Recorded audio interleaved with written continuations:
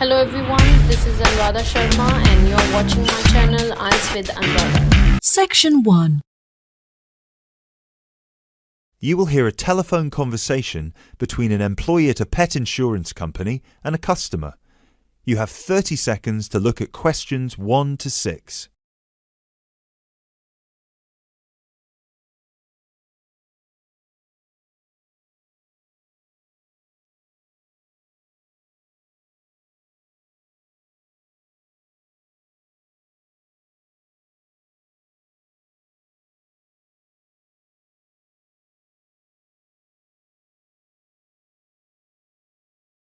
Pet Protect UK, how can I help?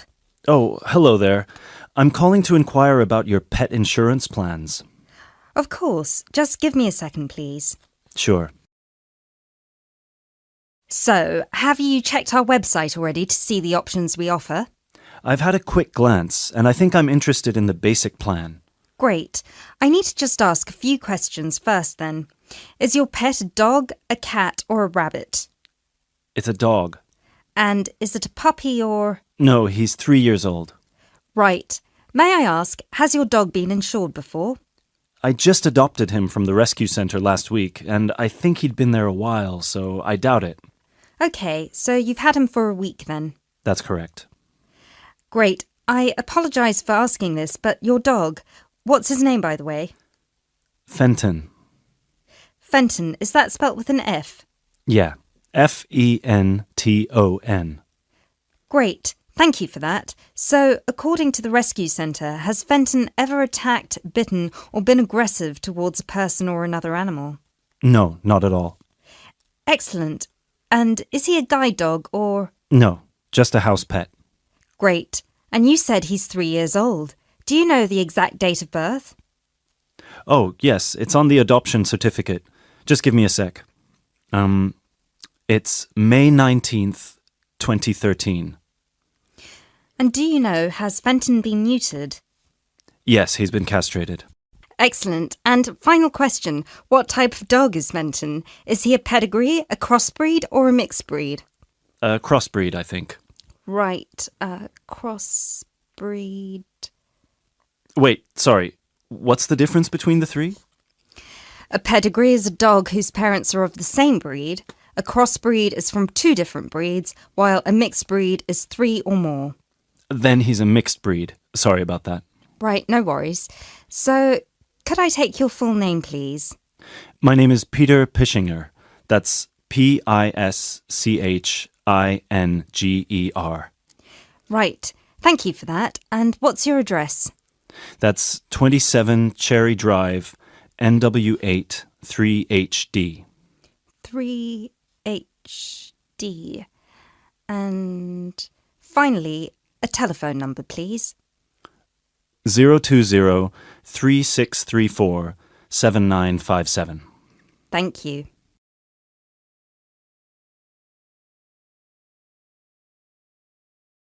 You now have 30 seconds to look at questions 7 to 10.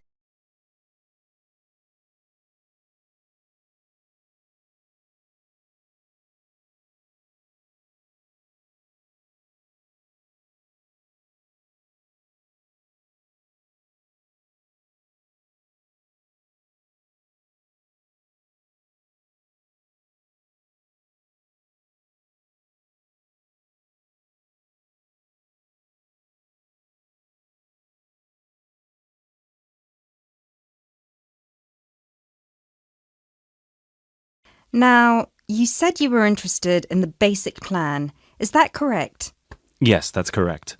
May I ask, are you planning to switch insurance providers after the first year of your pet insurance, or is there a possibility you might renew with us? I haven't really thought about it. Why? The reason I'm asking is because if you plan to renew with us, it might be worth considering our premium or ultimate premium plan. With the basic plan, you will have to pay the same fee of £8 per month regardless of how long you stay with us. If you choose one of our other 2 plans, though, you will receive a discount for the first 6 months. You'll only have to pay £12 for premium and £15 for ultimate. And then, depending on your circumstances, you might be eligible for further discounts after your first year, depending on how many expenses you claim. If you claim less than £300, you'll have to pay the same as for the basic plan, but receive the cover provided by the premium plan. Huh. Is that something you might be interested in? I'll have to think about it. Is it possible to switch to one of the other plans later on? Yes, of course. You can always upgrade. Let's stick to the basic plan for now then, and then I might call you back to switch. No problem. So, what happens now? Well, first we would need you to come over with little Fenton so we can have a look at his documents and medical history. We'd also need you to get him to the vet for a quick checkup. All of this is standard procedure before we can proceed with the insurance plan. And then, when all that's done, you can either set up a direct debit in person or you can call us back and do it over the phone. Right. And the basic plan will cover... Well, the basic plan covers veterinary fees, obviously, plus a few more things such as boarding costs, loss by theft or straying, advertising and reward, death by accident or illness. You can find a comprehensive list on our website, or I could forward it to you via email if you prefer. Thanks. I'll check the website. No problem. So, shall we book you an appointment so you can come over? That is the end of section 1. You now have half a minute to check your answers.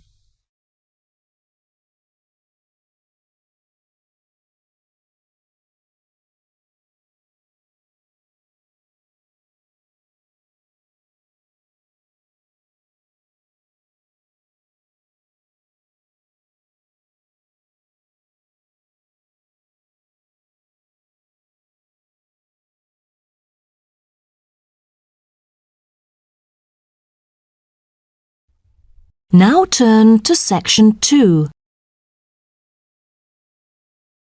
Section 2. You'll hear a talk between an interviewer and an interviewee called Chris Evans from the Royal Caledonian Curling Club about ice curling. First, you have some time to look at questions 11 to 16.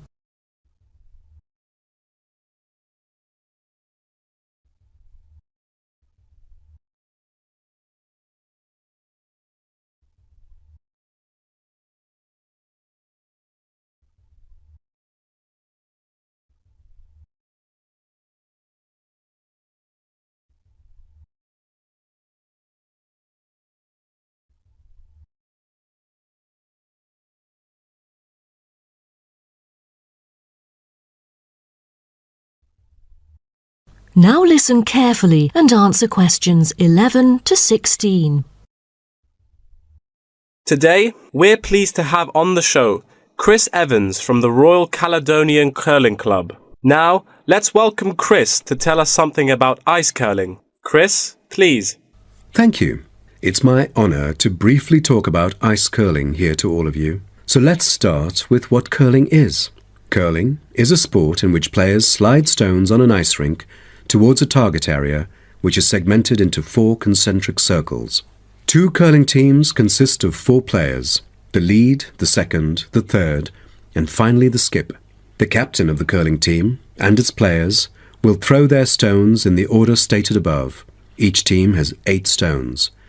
The purpose is to accumulate the highest score in the game. Points are scored depending on which stone is resting closest to the centre of the target area at the end of the game. The ice surface on which the game is played, or the rink in curling, is called the sheet. It is covered with tiny droplets of water that become ice and cause the stones to curl or deviate from a straight path. The curling players should slide the heavy polished stones or rocks across the ice curling sheets towards the house, a circular target marked on the ice, as I've mentioned before.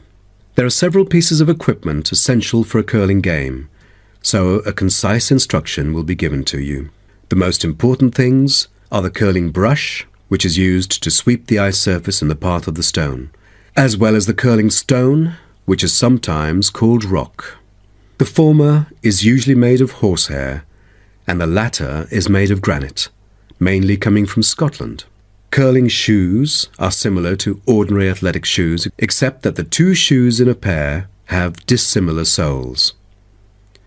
The sole of the slider shoe, which is designed for the sliding foot, is typically made of Teflon, while the gripper shoe for the hack foot has a special layer of rubber applied to the sole. During the curling game, you may also find a stopwatch attached either to the player's clothing or the broom, which is used to time the stones over a fixed distance to calculate their speed. Before you hear the rest of the talk, you have some time to look at questions 17 to 20.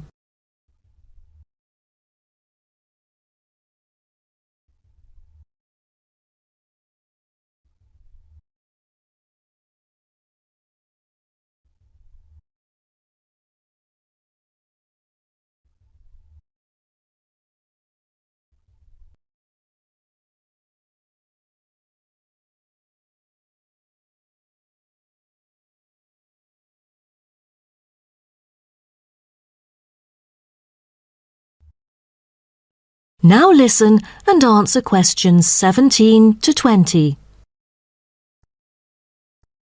Now, a word about the development of curling clubs. Curling is thought to have been invented in medieval Scotland, and outdoor curling was very popular in Scotland between the 16th and 19th centuries, as the climates provided good ice conditions every winter. Kilsyth Curling Club is renowned as the first club in the world, having been formally constituted in 1716 and widely influencing ice curling development. In Kilsyth today, both men's and ladies' sections are thriving, participating in all major competitions and having won championships in the British Open in the past.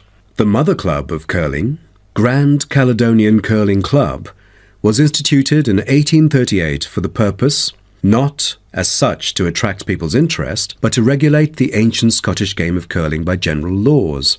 With these official rules, the young curlers could be trained in a more professional way. By 1842, the new national club had sought to obtain royal patronage, and it has ever since been known as the Royal Caledonian Curling Club. However, many sports, such as athletics and tennis, were frowned upon as being too recreational and not practical enough. So the Crown banned them by law during the 1300s, in the hope that men would instead practice the archery skills that were seen as vital to the country's defence. And the ban was lifted in the 17th century.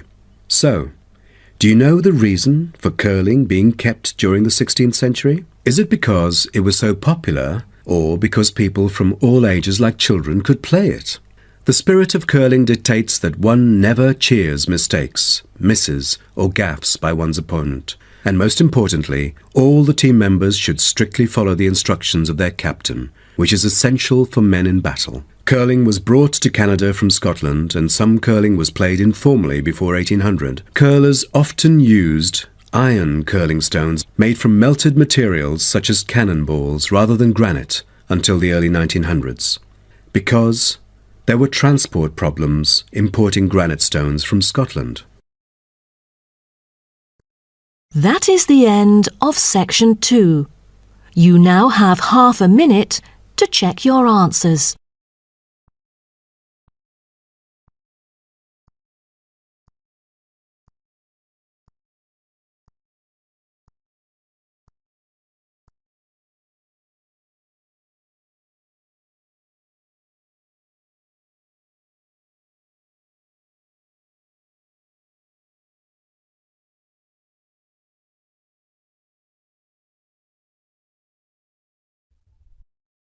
Now turn to section 3.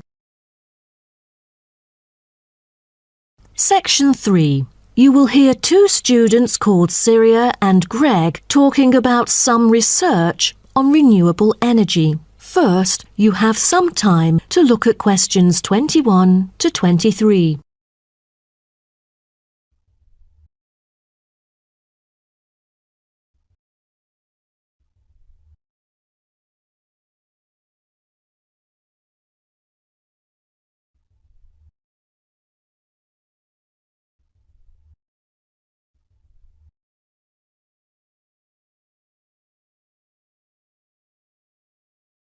Now, listen carefully and answer questions 21 to 23.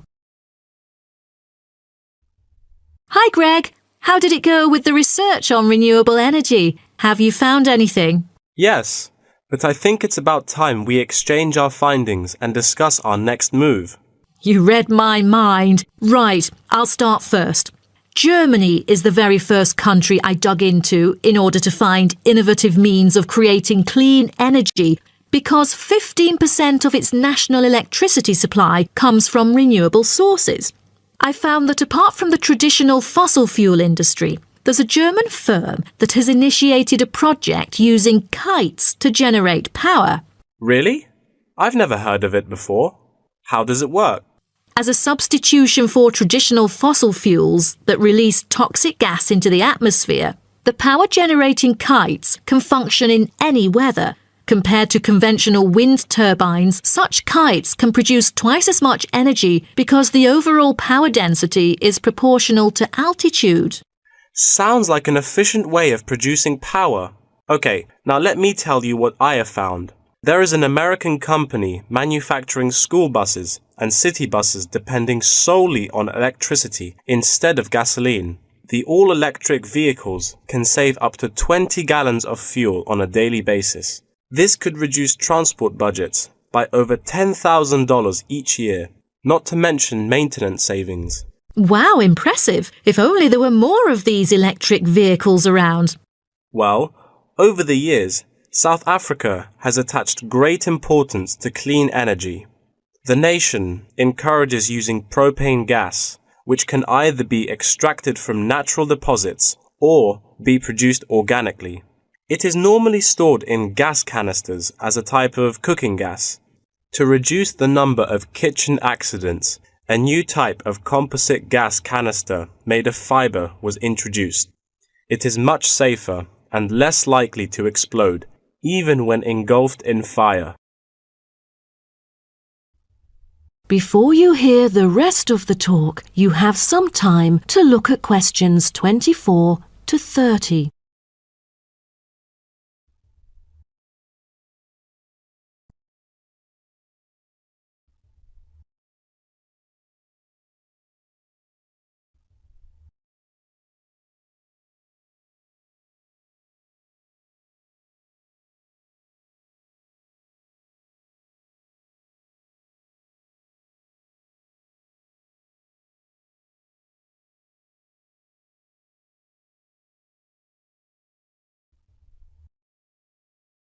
Now, listen and answer questions 24 to 30. Now, about the survey. Do you have any clues as to what kind of interviewees we should include? How about local companies doing business on clean energy products? Probably not the best choice of respondents. Remember the last time we asked corporate employees to do the questionnaire? Only about 5% of them were actually willing to participate. That wouldn't be enough then. It seems we have to drop that idea. Then maybe we can ask the professors and administrative staff here to help us. They could provide their insights and understanding on energy production. It would be ideal if they would, but I'm afraid most of them are too busy to respond to the list of questions we've prepared. I guess the students here at the university would be more suitable. You're right, and it is a much bigger sample pool too. Also, I think we should include the locals. Their opinion is key to the promotion of renewable energy here in the town. But wouldn't it be difficult to collect data? There's no way the two of us could go from door to door to interview all the residents. There's no need to worry about that. We'll make it telephone interviews. That way, we'll have enough time to get sufficient data. Good idea. What should we present in our speech? Due to lack of media coverage, the majority of people actually have a limited understanding on renewable energy. Most of them aren't able to identify various types of renewable sources. So I feel we could start by clarifying what it is and the benefit of it compared to fossil fuels. That makes sense. We could start with wind energy. For centuries, wind has been used to do work. With the help of windmills, farmers used to pump water from wells or turn large grinding stones to grind wheat or corn. The windmills today generate electricity. The only problem is that it might not be windy all the time, so it is crucial to choose the appropriate site for wind farms.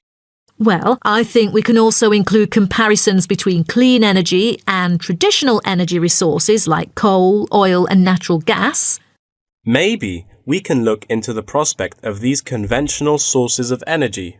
The rising cost of fossil fuels and the threat of climate change is a concern to many. Totally. These traditional resources will deplete eventually. Renewable energy currently makes up less than 2% of the world's primary energy supply, and although growing very rapidly, it is not on course to fill the fossil fuel gap. Nuclear energy is another type of energy we ought to mention. Nuclear power plants can produce dependent power constantly and release far less greenhouse gases than other traditional power plants. But most people feel that this type of energy is unsafe because radiation isn't easily dealt with, especially in nuclear waste and maintenance materials. What should we end the speech with? Have you heard about a new type of energy called hydrogen fuel? It is an infinitely renewable fuel that doesn't have detrimental environmental effects.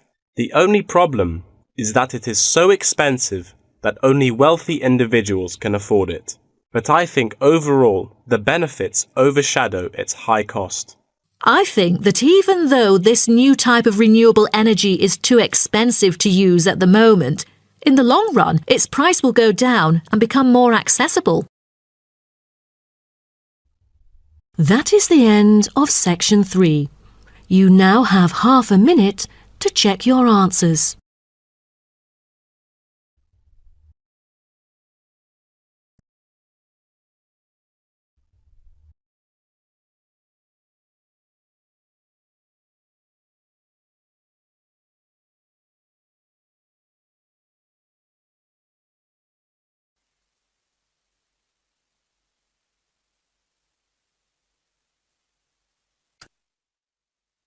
Now turn to section 4.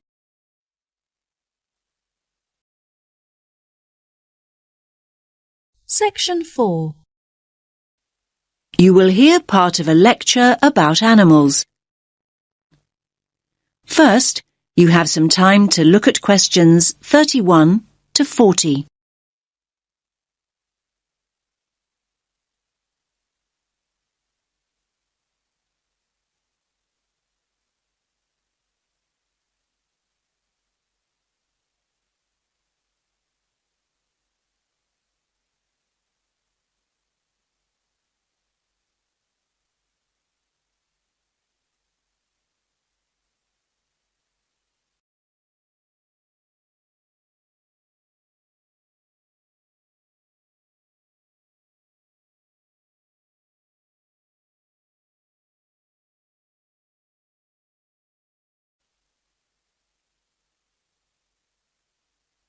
Listen carefully to the lecture and answer questions 31 to 40.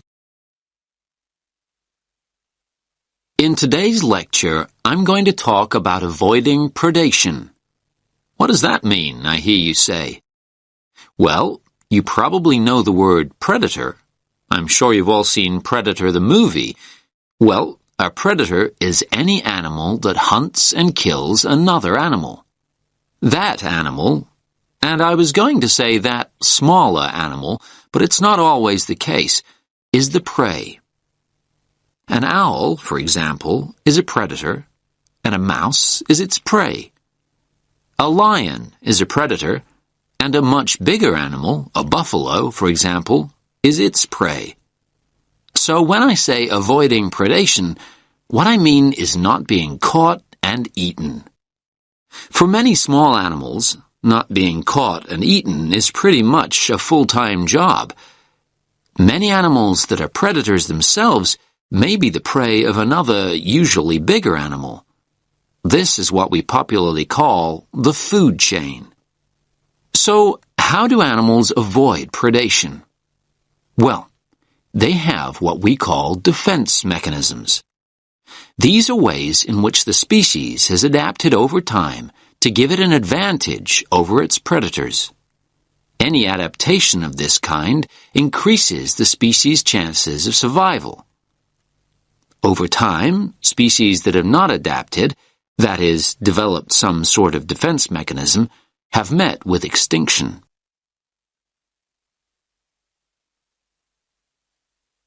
There are various forms of defense. The first is probably very obvious, and that's speed. Predators can't feed on what they can't catch. Running away is a very effective defense mechanism, as some of you can probably remember from primary school. Flight is even more effective. Species which have developed the ability to fly over time have an enormous advantage. Far more birds would be a meal out in the wild if they couldn't fly. The second mechanism is protective coloration. You might hear the word camouflage used too, but I personally find that too simple a term when it comes to the animal kingdom.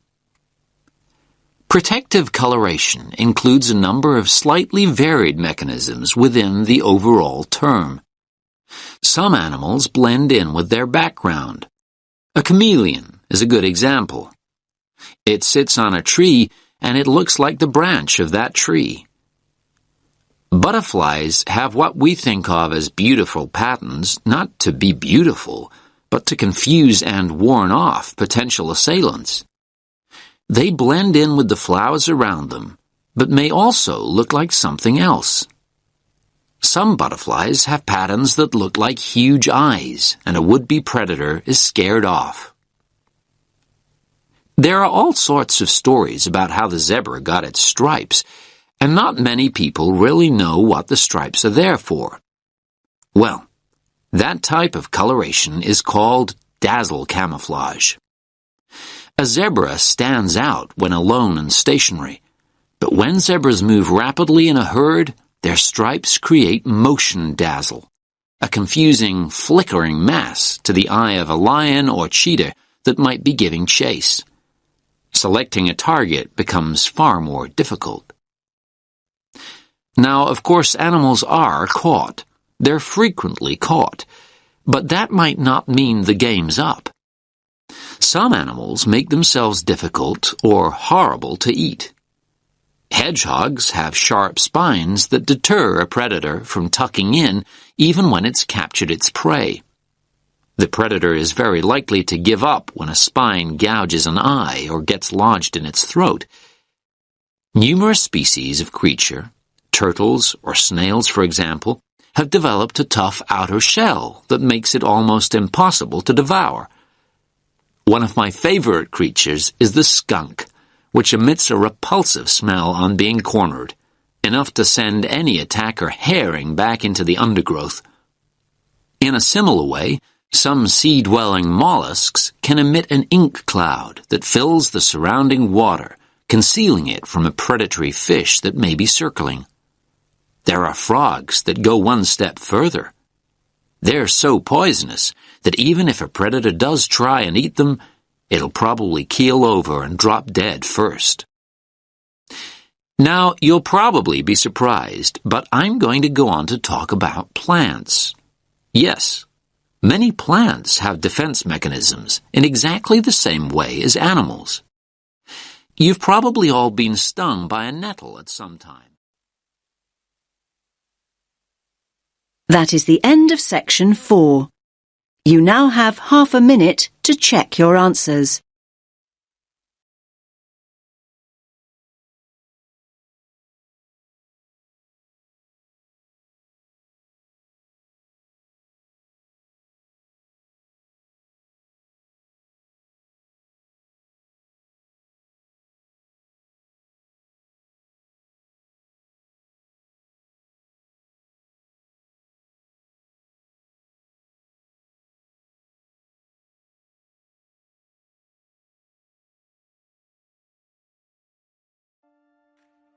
That is the end of the listening test.